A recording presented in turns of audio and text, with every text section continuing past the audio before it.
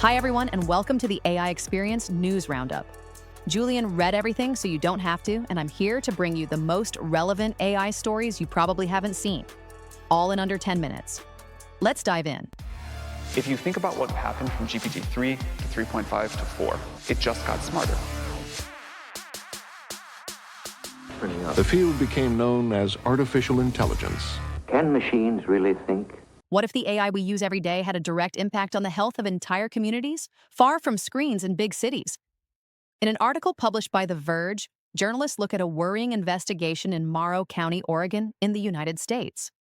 This rural area is home to both large industrial farms and several Amazon data centers. The main issue is a sharp rise in nitrate levels in drinking water, far above legal limits, which has been linked to an increase in rare cancers and miscarriages.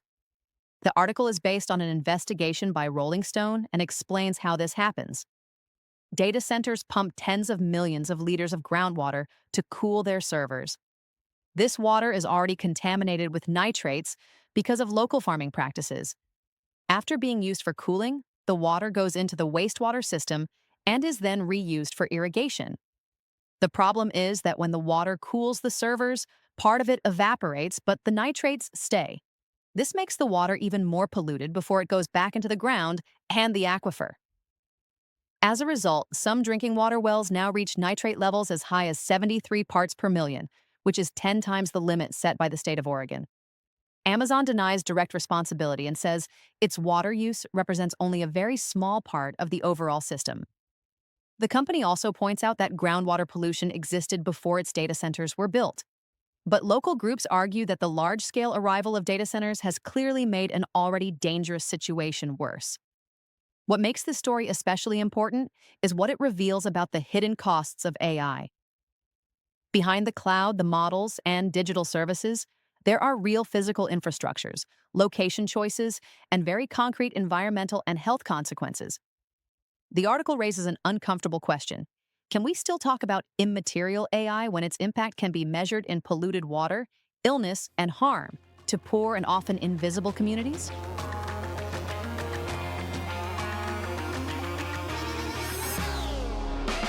What if the real AI revolution at work is not about jobs disappearing, but about jobs changing fast and deeply? In an article published by The Times, the newspaper looks at a report from the McKinsey Global Institute that has sparked strong reactions. According to the report, with technologies that already exist today, nearly 40% of U.S. jobs could be replaced by AI, and 57% of working hours could be automated if companies completely redesigned how they operate. The key issue is not the technology itself, but the type of work involved. The jobs most at risk are based on writing, processing information, and routine reasoning, administrative assistants, junior lawyers, and programmers. The same is true for dangerous or repetitive physical jobs, such as warehouse work or factory operations, where robots are already ready to take over. On the other hand, McKinsey says that about 1/3 of jobs are hard to automate. Care jobs, like nursing or caregiving, still rely heavily on human presence, empathy, and physical skills. The same applies to maintenance and repair work, where unexpected situations and on-the-spot judgment make automation difficult. What makes the article especially interesting is that it challenges the idea of a future without humans. The report clearly talks about a partnership between humans and machines. In many jobs, especially in education, AI would be used in a hybrid way, automating administrative tasks, generating content, and supporting analysis, while humans keep interpretation, decision-making, and responsibility. McKinsey estimates that this shift in thinking, redesigning workflows instead of just adding tools, could create $2.9 trillion in economic value per year by 2030. But the main obstacles are political and organizational, investment, training, and strategic choices. The article gives real examples. Klarna says it can grow without increasing its workforce thanks to AI. Clifford Chance and BT are cutting some support roles. At the same time, a Stanford report shows that young workers aged 22 to 25 are already the most affected in jobs exposed to AI. The core message is clear. AI is not eliminating human work, but it is sharply moving the line between what can be automated and what must remain human. And this transition has already begun.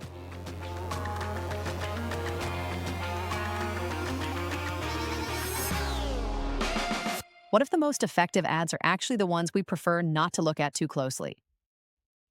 In a LinkedIn post, the Atlantic journalist Nicholas Thompson shares the results of a study by New York University that highlights a very current paradox of generative AI in advertising. AI-generated ads perform better than human-made ones, as long as people do not know AI was used. The researchers show that in most tests, AI-generated ads get better results in terms of attention, memory, and purchase intent. AI optimizes messages, adjusts wording, and quickly tests what works. From a purely marketing point of view, it does the job sometimes better than human creatives. But as soon as the use of artificial intelligence is clearly mentioned, things change. Consumers turn away from the ad, trust it less, and rate it more negatively. In other words, AI is effective, but it creates distrust. The performance advantage disappears at the exact moment transparency is introduced. This is where the study becomes truly interesting. It is not only about ad performance, but about trust. It raises a very concrete ethical question for brands and agencies. Should they disclose the use of AI and risk worse results or hide it to maximize performance? In the background, the article reminds us that the main issue is not the quality of the content itself, but how people perceive the tool. AI can optimize, test, and improve. But for part of the public, it is still linked to something cold, manipulative, or inauthentic. This tension could become central as AI becomes more deeply embedded in creative industries.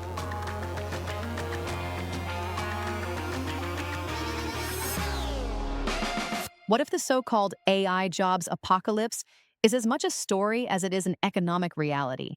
In an article published by Le Monde, the newspaper looks at growing fears about the impact of AI on jobs.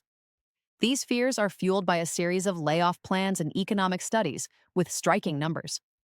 In just a few days, companies like HP, Allianz Partners, and ABN AMRO justified thousands of job cuts by pointing to the adoption of AI, while Amazon announced major layoffs among its managers.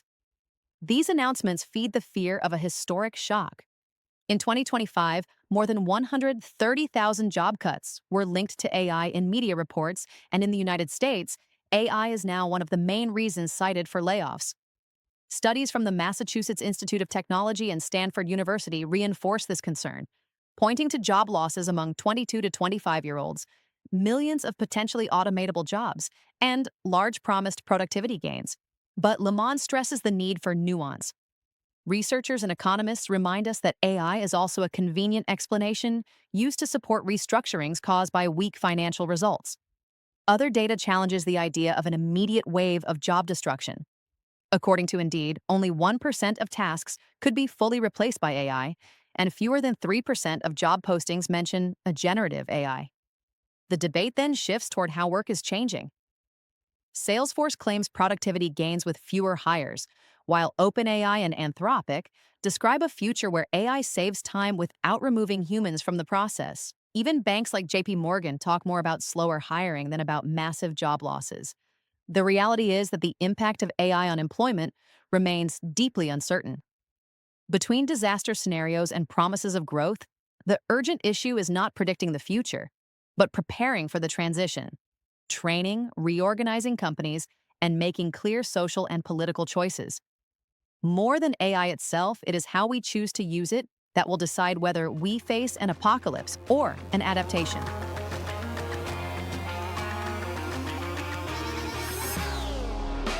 What if the silent disappearance of literary translators has already begun? In an article published by Le Monde, the newspaper explains how generative AI is slowly eating away at the work of literary translators, often without being clearly mentioned by publishers. The conclusion is harsh. What still sounded like science fiction a few years ago is now an economic and social reality for a profession that was already fragile. The article is based on very concrete testimonies. Translation teachers explain that their students can no longer reliably tell the difference between a human translation and a text produced by AI. What used to be obvious signs are now almost impossible to detect, especially in highly coded genres such as cozy mystery, romance, or fantasy. The numbers confirm this growing fear. In the UK, 1/3 of literary translators say they have already lost income because of AI. In France, 79% believe that AI represents a direct threat of replacement. Practical books and popular genres are the first to be affected. More complex literary works and essays in the social sciences are still holding out, but for how long? The article mainly highlights a quiet but deep shift: the spread of post-editing, meaning the correction of AI-generated translations. This work is described as more tiring, less creative, and sometimes even more time-consuming than doing a translation from scratch. It is also paid less.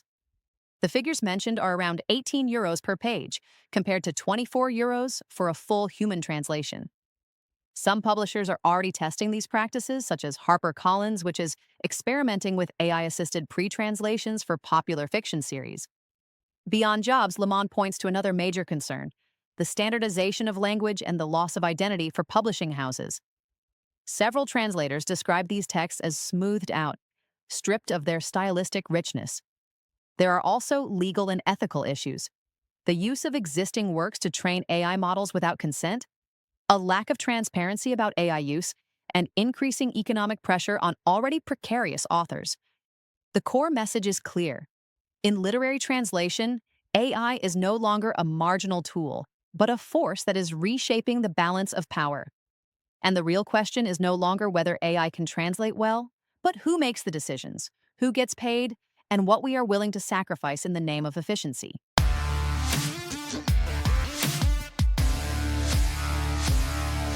That wraps up this week's AI Roundup.